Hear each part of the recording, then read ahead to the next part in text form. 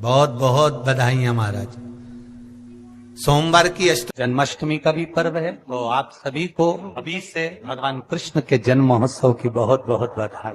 हमारे लड्डू गोपाल कल्लू जी महाराज साल में एक बार उनके स्नान का हम लोग रखते हैं। तो कल रात्रि को 8 बजे से 9 बजे तक हमारे यूट्यूब चैनल पर, फेसबुक पर आप लोग लाइव ठाकुर जी के 1 घंटे का 8 बजे से 9 बजे तक स्नान का दर्शन रात्रि को कर सकेंगे। मोबाइल पर आप लोग आराम से अपने यूट्यूब फेसबुक पर ठाकुर जी के सुंदर स्नान का दर्शन, जो साल में एक बार का हम लोग करते हैं, उसका दर्शन आप कर सकते। एक पात्र में जल और दूध ले लीजिए। तो कहोगे गुरुजी ये कथा कहां से निकाल के लाए हो? तो विष्णु पुराण में से आप उसको स्मरण कर सकते हो। काय में से? विष्णु पुराण में से। एक पात्र में देसी गाय का दूध, जल उसमें रखकर, और आपके अगर लड्डू गोपाल हो, यदि आपके घर में ठाकुर जी हो, लड्डू गोपाल हो, विष्णु जी का कोई स्वरूप हो, श्री हरि का कोई स्वरूप हो, तो उस पर आप संध्या के समय पर दुर्वा डालकर उस दुर्वा से अगर लक्ष्मी जी के नामों का 108 बार उच्चारण कर कर, घी का दिया लगाकर, कैसर के चावल साथ में रखकर केवल उस जल का और दूध का मात्र छींटा देते हो, तो उसके घर में कभी लक्ष्मी की कमी नहीं आ सकती, संपदा बढ़ती चली जाती है। 108 बार लक्ष्मी के नाम का मात्र उच्चारण कर लेने पर, भगवान विष्णु के चरणारविंद पर, भगवान विष्णु के चरणों पर केवल उस दुर्वा का, जल का, दूध का सिंचन कर देने से भी लक्ष्मी की वृद्धि होती है।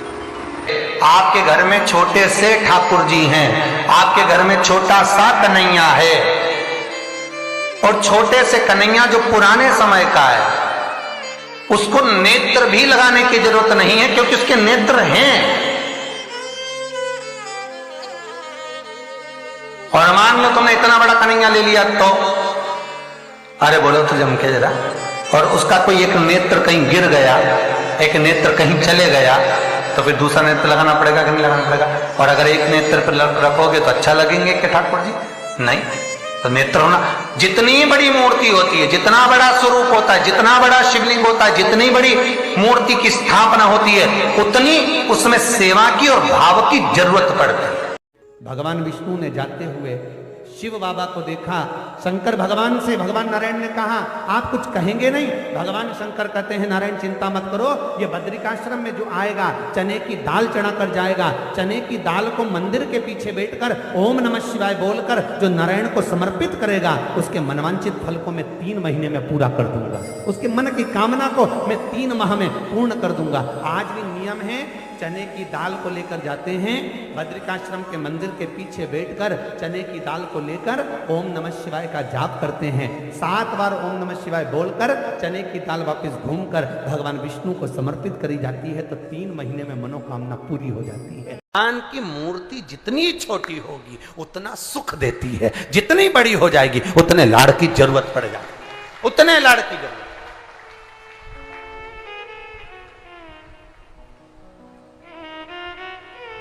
जितनी छोटी। अब आप कहोगे गुरुजी तुम इतनी बड़ी बड़ी बातें करते हो, तुम्हारे ठाकुर जी भी तो देखो कितने बड़े हैं। आपको मालूम होगा कि इंदौर में कथा थी, बहुत साल पहले, 20-1 साल पहले की बात होगी, 20-22 साल के पहले की। इंदौर के सेठ जिनके पास में ठाकुर जी थे, और उनके कोई गुरुजी, अब गुरुजी तो गुरुजी होते हैं, उन्होंने कह दिया इतनी बड़ी मूर्ति घर में नहीं होना चाहिए। अब उनको कह दिया कि इतनी बड़ी मूर्ति घर में नहीं होना चाहिए, तो वो इनको नर्मदा जी में विसर्जन के लिए लेकर जाने लगे या कहीं देने के लिए जाने लगे। वो हमारे यहाँ कथा में आए थे, तो वो अटैची लेकर आए थे, तो पूछ लिया हमने कि इस अटैची को आप कहाँ ले जा रहे हैं, क्या है इसमें?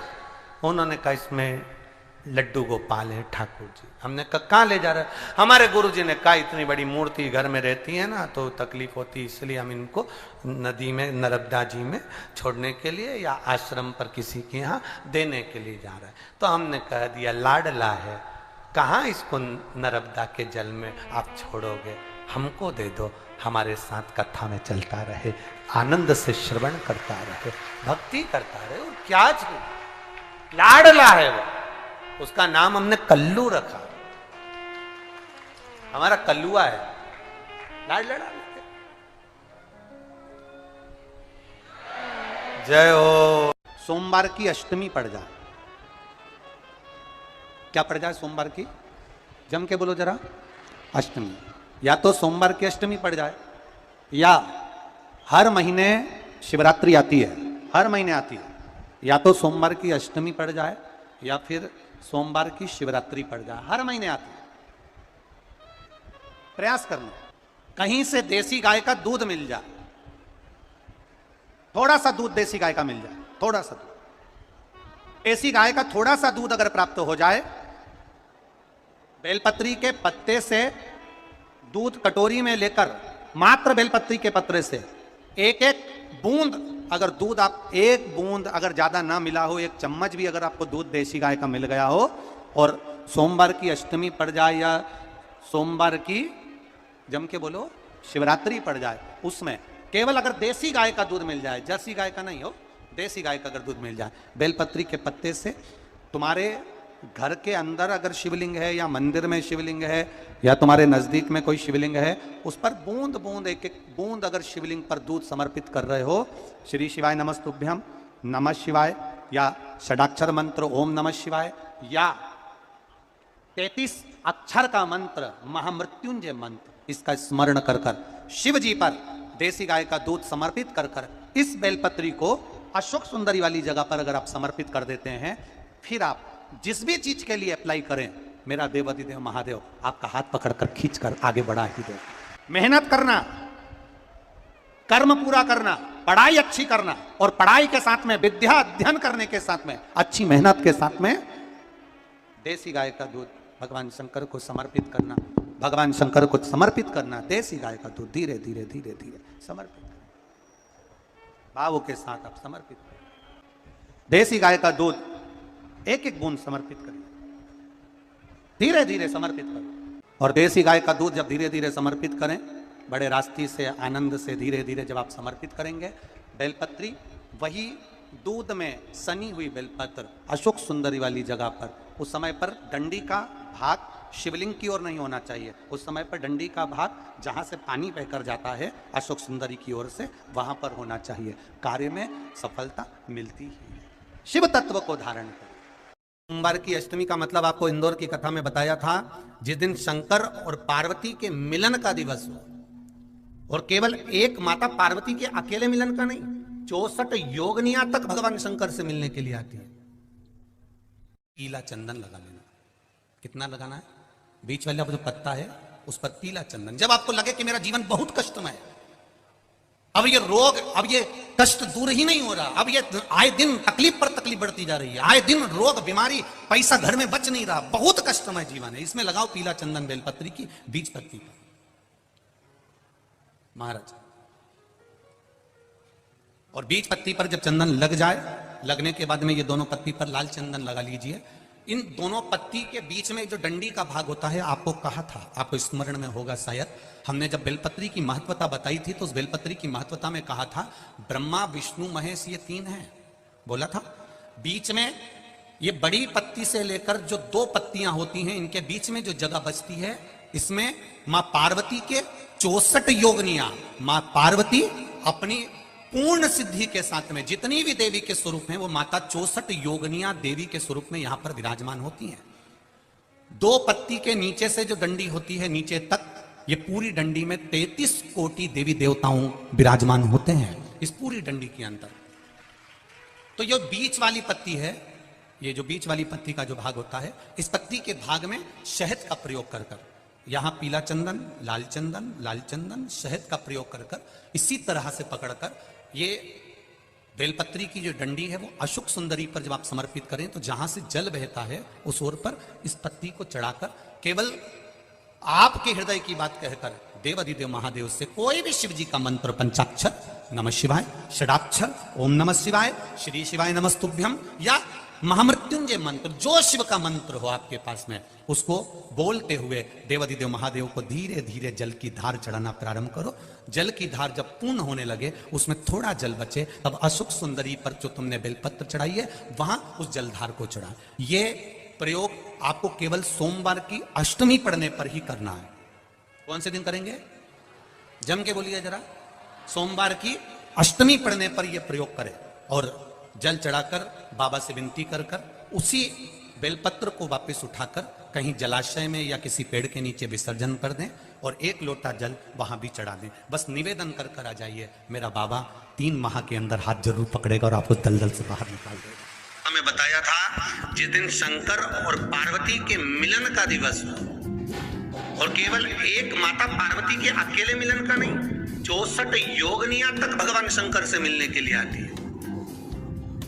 पीला चंदन लगा देना। कितना लगाना है? बीच वाला जो पत्ता है उस पर पीला चंदन। जब आपको लगे कि मेरा जीवन बहुत कष्टमय है, अब ये रोग, अब ये कष्ट दूर ही नहीं हो रहा, अब ये आए दिन तकलीफ पर तकलीफ बढ़ती जा रही है, आए दिन रोग बीमारी, पैसा घर में बच नहीं रहा, बहुत कष्टमय जीवन है, इसमें लगाओ पीला चंदन बेलपत्री की बीज तल की। महाराज, और बीज पत्ती पर जब चंदन लग जाए, लगने के बाद में ये दोनों पत्ती पर लाल चंदन लगा लीजिए। इन दोनों पत्ती के बीच में जो डंडी का भाग होता है, आपको कहा था, आपको स्मरण में होगा शायद, हमने जब बेलपत्री की महत्वता बताई थी तो उस बेलपत्री की महत्वता में कहा था ब्रह्मा विष्णु महेश ये 3 है, बोला था। बीच में ये बड़ी पत्ती से लेकर जो 2 पत्तियां होती हैं, इनके बीच में जो जगह बचती है, इसमें माँ पार्वती के 64 योगनिया, माँ पार्वती अपनी पूर्ण सिद्धि के साथ में जितनी भी देवी के स्वरूप हैं, वो माता 64 योगनिया देवी के स्वरूप में यहाँ पर विराजमान होती हैं। 2 पत्ती के नीचे से जो डंडी होती है नीचे तक, ये पूरी डंडी में 33 कोटि देवी देवताओं विराजमान होते हैं इस पूरी डंडी के अंदर।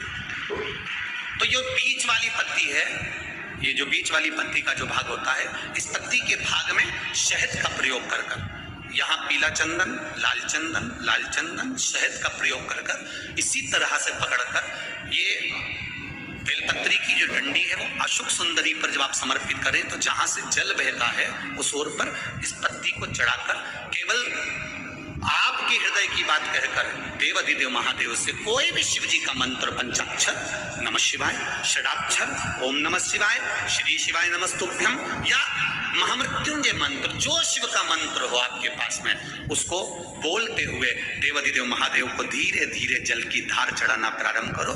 जल की धार जब पूर्ण होने लगे, उसमें थोड़ा जल बचे, तब अशोक सुंदरी पर जो तुमने बेलपत्र चढ़ाई है वहां उस जलधार को चढ़ा। ये प्रयोग आपको केवल सोमवार की अष्टमी पढ़ने पर ही करना है। कौन से दिन करेंगे? जम के बोलिए जरा। सोमवार की अष्टमी पढ़ने पर यह प्रयोग करें और जल चढ़ाकर बाबा से विनती कर कर उसी बेलपत्र को वापस उठाकर कहीं जलाशय में या किसी पेड़ के नीचे विसर्जन कर दें और 1 लोटा जल वहां भी चढ़ा दें। बस निवेदन कर कर आ जाइए, मेरा बाबा 3 माह के अंदर हाथ जरूर पकड़ेगा और आपको दलदल से बाहर काया के रोग से। यह वीडियो आपको पसंद आया होगा तो वीडियो को लाइक करिएगा, शेयर करिएगा। मेरे चैनल में नए होंगे तो मेरे चैनल को सब्सक्राइब करिएगा।